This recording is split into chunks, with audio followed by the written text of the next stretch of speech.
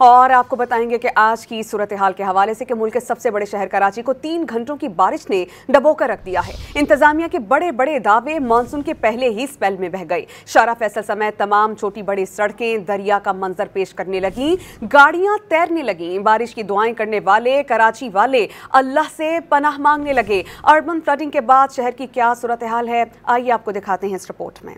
जब पानी ज्यादा आता है तो ऐसा ही होता है। जी हाँ, ये कोई गांव गोट नहीं बल्कि इंटरनेशनल शहर कराची है। मुसलसिल घंटों की बारिश के बाद हर सड़क और गली में घुटनों घुटनों पानी खड़ा हो गया। गाड़ियां ऐसी डूबी जैसे खिलौने पानी में पड़े हों। फर्राटे भरने वाली मोटरसाइकिलें सवारों के लिए जी का जंजाल बन गईं। मोटरसाइकिलें चलाने के बजाय डूबी हुई बाइक खींचते दिखाई दिए। मौसम की खराबी के बाइस बदतरीन ट्रैफिक जैम हो गया। अमूमन ट्रैफिक जैम में गाड़ियां रेंगती हैं, लेकिन आज तो गाड़ियां सिसकती दिखाई दी। बुरा हाल है। काम पे से बंदा छुट्टी करके आया, अब इधर पूरा दिन काम पे से आया और इधर से ऐसे हाल के अंदर जाए। आप खुद बताओ क्या सर, क्या हाल है सड़कों का? सर बहुत पानी है, बहुत निज़ाम ख़राब है रोडों का।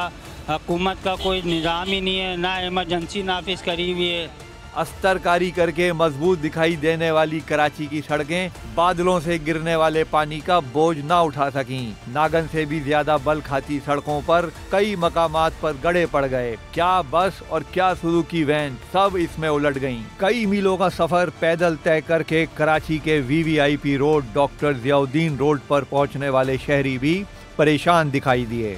कोई भी नहीं है और गाड़ियां गिरी पानी में तैर रही हैं और पब्लिक लेडीज भी गिर गई बेचारी। पानी की रफ्तार ने आओ देखा ना ताओ, दरवाजों की परवाह किए बगैर घरों में दाखिल हो गया, जिससे लाखों रुपए मालियत का कीमती सामान जाया हो गया।